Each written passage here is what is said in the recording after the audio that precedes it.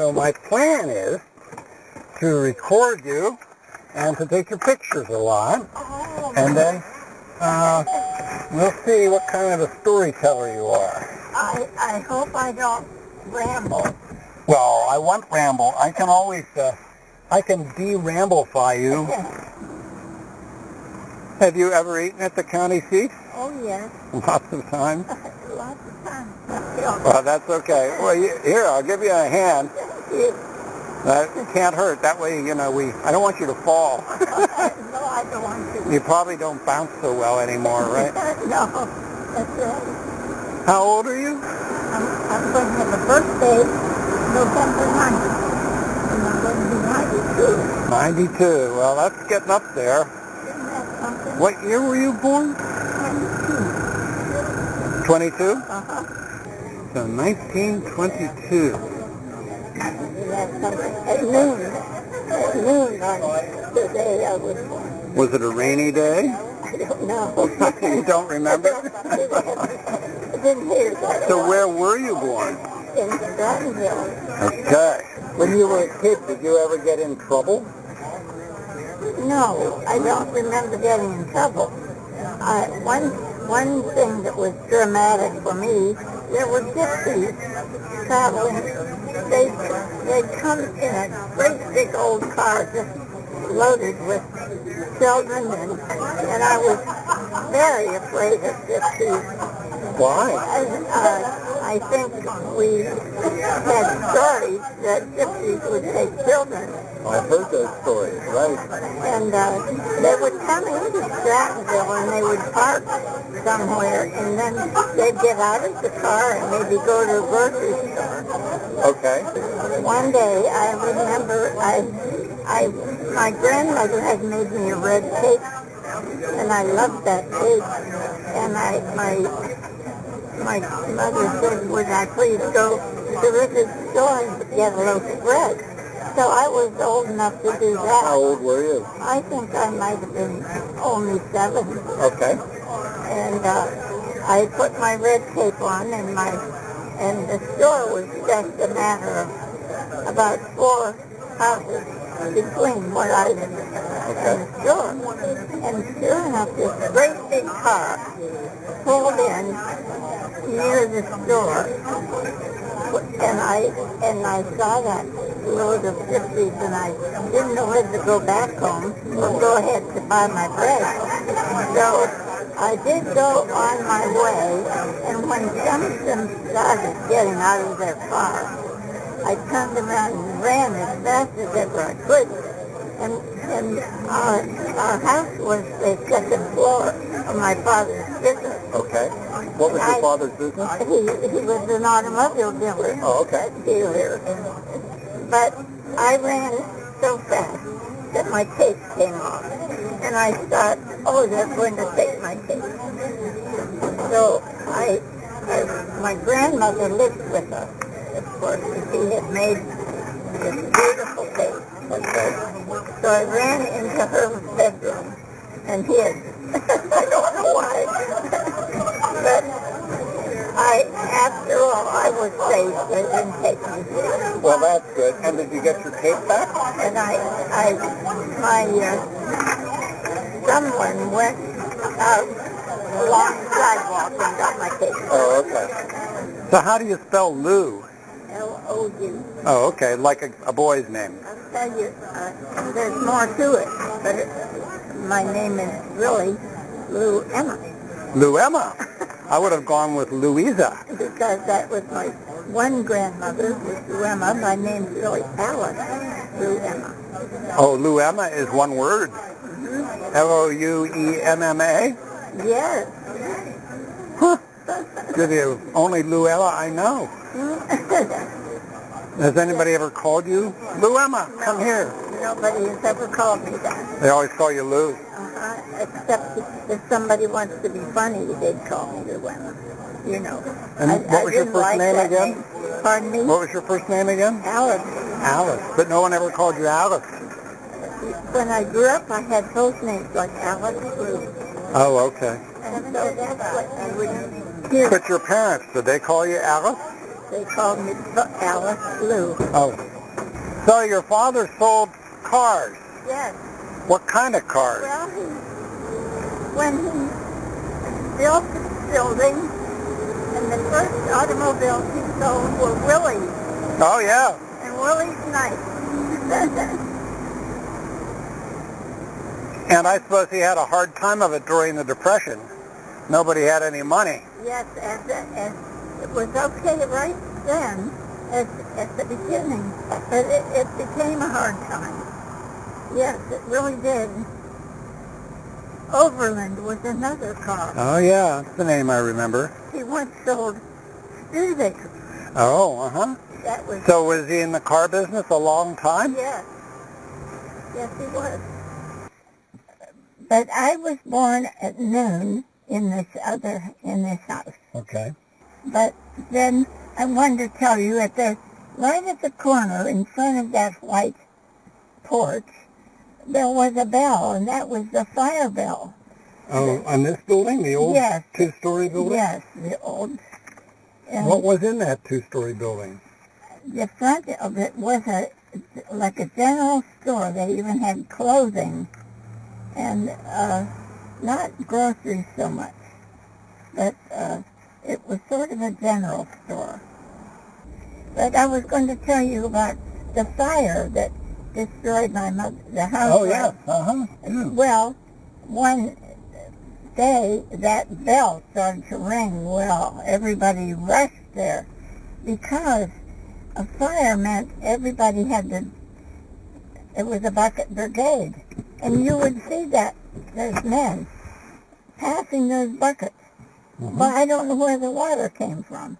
And we were all so frightened. I was so frightened. It was a bad experience. So start at the beginning. Where were you when you first? When I first heard the bell ringing, I was at my house where I lived. Okay. And I was probably, I might have been 10 years old, 9 or 10. So the day the house burned, you were in your house. The day that the house where I was born burned, yes, and everybody came running. You didn't live there at that time, though? No. You were down at this other... Yes. Okay. The day after, everybody was there looking around to see what exactly was left. Uh-huh. And a friend of mine and I went to the back. There was an alley behind. And we puttered around, and anyway, we stepped in something terrible from the fire. And I remember I had a new pair of the first long pants that girls ever wore, and it was like a sailor suit. And I have a picture somewhere, but I got my new pants all dirty, from the fire. And I remember Mr. and Mrs. Marks and their 2 daughters lived here. And do you know, my mother and Mrs. Marks called each other Mrs. Marks and Mrs. Wilson. Oh, and that happened all over town. You never heard people called by their first name. And I never would have called any lady by her first name. Why was that? I don't know. I think it was out of respect in a way. If you were unmarried.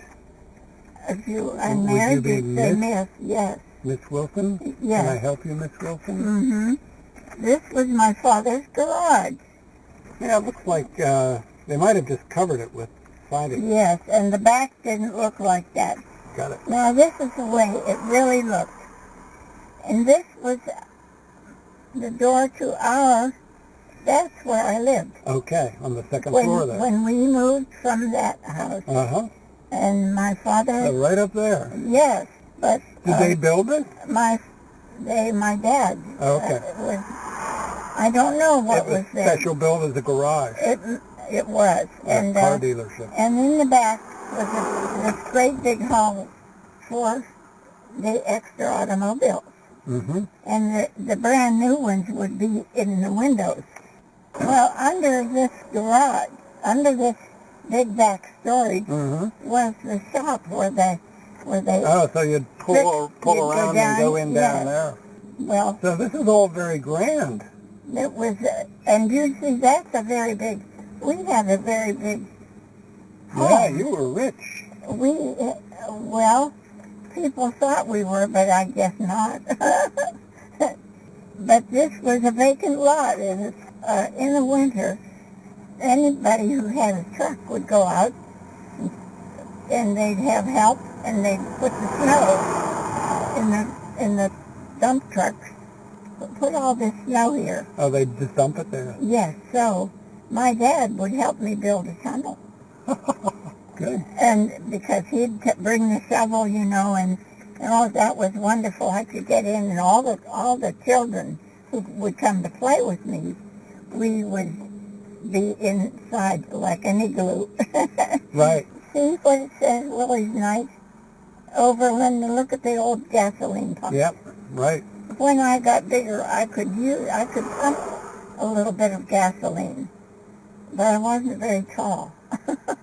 I could. Frank Wilson? Uh-huh. That's your father? Yes. He would have quite a few automobiles at one time. And my mother learned to drive. Not many ladies did learn to drive. So this is you sitting on top of this car? Yes, it is. And that's my mother and father by the door. Oh, okay. And I don't know who's sitting in the racer. My dad had the racer. Where did he race them? There was a Clarion. Speedway. It was a dirt track. It was the fairgrounds. It was called the Clarion Fairgrounds. I know that. Okay. And then they would go. I would go also. The day of a race, my mother and my grandmother would pack all the food in the basket, and we would be so nervous, and I would be nervous about my father's racer. And he never drove it himself. Oh. He had a driver. Okay. And we were so afraid there'd be an accident. I remember one day when we were waiting for the race to begin, and I was allowed to put a helmet on my head just for a minute. I can remember going down to the shop where my dad had a truck also, you see. Uh-huh. And it would be time for dinner, and my mother would say, "Time to get your dad for dinner." And I'd go down that little driveway and into the big shop, and I'd say, I'd find him and say, "Come, it's time for dinner." What did you call your dad? I call him Daddy. Okay. Mm-hmm. You didn't call him Mr. Wilson? No. But he would not come when he was told. He wanted to finish whatever he was doing. Well, that's the way life is. And right. he was, it was necessary to get finished. Right. My best experience then was parties. We had, my mother's Humphrey was her name, and the Humphreys, my grandparents Humphreys were farmers in Carlsville. Okay. And then they had 12 children, 2 sets of twins. So anybody who my mother could reach would be invited to come to the birthday party. And everything would be clean as a whistle in that first floor, that whole great big area. And that's where we'd have tables right here on the first floor. My dad would move the cars out, and everybody would come. Right. And, that was such a happy time. And I can remember that we had chickens because my grandmother, that was bad time when they would kill a chicken. Oh, why was that a bad time? Because I just could hardly stand to see that chicken be killed. So, they'd chop its head off? Yes, but when that happened, I ran back into the house. I wouldn't watch. Mostly my grandmother would do that. Oh, okay. But there was a bucket of hot water. Oh, to get the feathers. Right. Mm-hmm. Uh-huh. And my father then had the farm, so there were pigs to be butchered. Oh, and in the fall, they would butcher the pigs down here. And I left home that day. I went to my friend's house. And then my grandmother and my mother would do the canning. All the meat was canned. Oh. And you know, you never would ever again find anything as delicious as the canned meat. So you weren't against eating these things, the chickens no, and the but pigs? I was fussy, I think. I remember having whooping cough, and I was really very sick. But I knew that the doctor was coming. I'll tell you about the doctor. He lives right across the street. His name was Dr. Charles Dillenbeck. Well, he was a big, rough doctor, and he never would button his shirt, and he was not very neat, but he would come and he would have his hat on, and he would listen. He would check my throat, and I would coax my mother to hide me. I'd say, put me in the closet. In the closet. He would come upstairs to our living room, and there was a side room that was sort of a music room, and there was a closet right there, and I'd say, couldn't you just put me in the closet? But no, he'd come in and he called me the brat. And he said, oh, this little brat, you know. And I was really afraid of him, but he was friendly. It was just but he was so big and rough. And he came to Strattanville on the big bicycle, and his office was across the street. But he had a big window in his office, and he had his big bicycle sitting in the window for years and years. Then when he wanted to go to Clarion, he'd call the operator and say to call Florence, my mother, and the operator would dial 21 was our number. Okay. And she would say, the doctor wants to see you, Mrs. Wilson. She called her Mrs., as I said. But she would go over, and he would want to go to Clarion, and he wouldn't drive himself, and she would drive him to the bank. But he had a great, he chewed tobacco, I think, but he had a spittoon right here in this big Lincoln. Oh. There was a big space. Oh, he owned the car. He just wouldn't drive it. But he wouldn't drive it. Well, his wife was Kate Dillenbeck, and she belonged to the Daughters of the American Revolution. Oh. And she was a very proper lady, tall and stately, and there he was, never dressed. But men were allowed to do that. I guess. And he would unhook the top buttons on his slacks, and he had these big wide suspenders. Oh, right. And he was almost bald, not quite. And Mrs. Dillenbeck never referred to him other than doctor. Doctor loves cucumbers, but they have to be very thinly sliced. Did most women refer to their husbands as Mr. Wilson? Quite a few. I never heard my mother do that. Okay. She called him by his first name? Mm-hmm. Frank. His name was really Franklin. So did you get over the whooping cough? So I got over the whooping cough, and when I can remember getting up one morning and coming, I was so much better. And I came to the kitchen, and there was a beautiful red wagon with a ribbon that my mother and dad had gotten. Oh, for your bravery. For my bravery. And children seem to get everything. If somebody got the measles, so did the rest of us.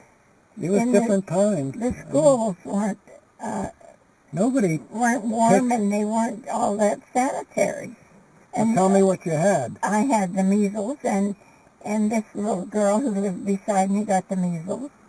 But her mother put long-sleeved dresses on her and sent her to school. Well, that story got around, And everybody knew that Helen had the measles. And they were upset with her mother. So where was the school you went to? The school was here to the right. The high school was a wooden two-story building of the school. And first and second grade were in one room. Uh-huh. Then second, or third and fourth in another, and fifth and sixth. That was all the first floor.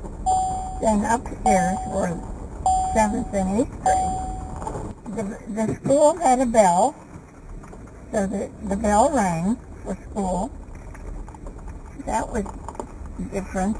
So what's the most exciting adventure you had in school? In school, Do you remember any particular day in school when you were the star? Or... I remember that in second grade, I was so frightened because our teacher was Miss Fanny Elliott, and she was a very strict, stern lady, and she had a ruler. And this one little boy, whose name, we called him Newt, but his name was Newton. Okay. Newton Reed was having trouble with his takeaways, and she went over to his desk with this ruler, and she had him put his hand on the desk. She said, "Now you get those takeaways, or this is what's going to happen." And she whacked him on the fingers with the ruler. Well, that just terrified me. I thought, I came and I told my mother, and I said, I don't think I can go back. But coming home from school one lunchtime, it was winter, and one of the McNaughton boys took my hat. Anyway, he wouldn't give it to me, and he threw it, and it went out on the street, and he ran out, and a car came, and hit him. Hit him? Broke his leg. And all because he was taking my hat, like boys did. Okay, well, Lou, I think we've done enough for one day. Yes, I think let's put a period there. Okay, and then what we'll do is we'll go out again and we'll do clarion. Yes, Ed. Anyway, I had a good time. Well, I did too. Oh, don't get out. Oh, I'll just go right to my front door. And thank you. Watch you It was very nice. I had a good time.